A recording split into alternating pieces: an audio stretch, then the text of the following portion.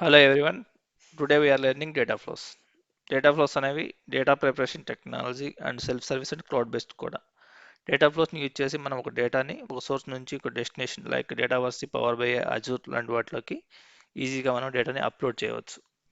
Data flows అనేవి మెయిన్గా మనకి పవర్ క్వరీని బేస్ చేసుకొని రన్ అవుతాయి. డేటా ఫ్లోస్ అనేవి మనకి ఆన్ డిమాండ్గా మరియు ఆటోమేటిక్గా షెడ్యూల్ చేయడానికి కూడా వీలుగా ఉంది. డేటాని మనం అప్ టు డేట్ ఉంచడానికి. ఈ డేటా ఫ్లోస్ని మనం యూజ్ చేయడానికి మనకి స్పెసిఫిక్ లైసెన్స్ అంటూ ఏమీ అవసరం లేదు. మనం ఏదైతే ప్రోడక్ట్లో మైక్రోసాఫ్ట్ ప్రోడక్ట్లో ఇచ్చేస్తామో దాని స్పెసిఫిక్ లైసెన్స్ అనేది సరిపోతుంది. ప్రస్తుతం మనకి డేటా ఫ్లోస్ అనేవి పవర్ యాప్స్లో, పవర్ బిఐలో and dynamic customer and customer 365 customer ఇన్సైట్స్లో అవైలబుల్గా ఉన్నాయి. డేటా ఫ్లో అనేది యూజ్ చేసి మనము 80 రకాల డేటా సోర్సెస్ నుంచి ఏదో దాని నుంచి డేటాని గెట్ చేసుకోవచ్చు.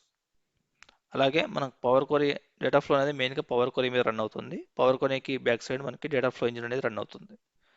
ఇక్కడ మీరు చూడొచ్చు loaded to destination like power BI ఇలాంటి డెస్టినేషన్లో మనం డేటాని ఈజీగా అప్లోడ్ చేయొచ్చు. ఇది architecture diagram of data flow. ఇక్కడ మీరు చూడొచ్చు relational database, excel or software service ఇలా ఏదో ఒక డేటా సోర్స్ నుంచి డేటా తీసుకొని పవర్ క్వరీ ట్రాన్స్ఫర్మేషన్ అంటే మనం ఏదైతే ఆపరేషన్ ఇంటర్నల్గా పర్ఫామ్ చేస్తామో అది ఒక పవర్ క్వరీగా ట్రాన్స్ఫర్ అవుతుంది. దాని ద్వారా మనం అజూర్లో కానీ డేటా వర్స్లో కానీ డేటాని అప్లోడ్ చేయవచ్చు.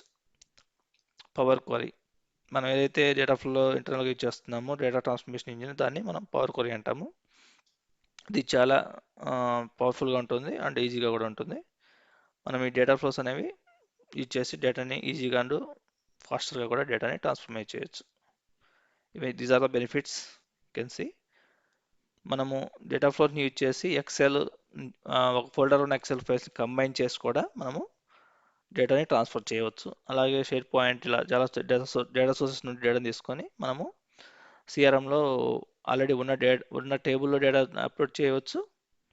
లేదా మనం కొత్త టేబుల్ కూడా మ్యాపింగ్ అప్పుడు ఏదైతే టేబుల్ నేమ్ ఇస్తామో ఆ టేబుల్తో ఒక ఎంటిటీ క్రియేట్ అయ్యి కూడా డేటాని మనం అప్లోడ్ చేసుకోవచ్చు.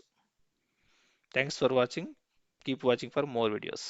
ఇక్కడ మనం make.powerapps.com లోకి వెళ్ళినట్లయితే ఇక్కడ మీరు డేటా వర్సి డేటా ఫ్లో చూడొచ్చు. Click on new data flow and ఇక్కడ give a name and create. ఇక్కడ మీరు చూడవచ్చు ఎటువంటి డేటా సోర్సెస్ నుంచి మనం డేటాని తీసుకొని మన సిఆర్ఎంలోకి ఉన్న టేబుల్లోకి లేదా కొత్త టేబుల్లోకి డేటాని క్రియేట్ చేయవచ్చు.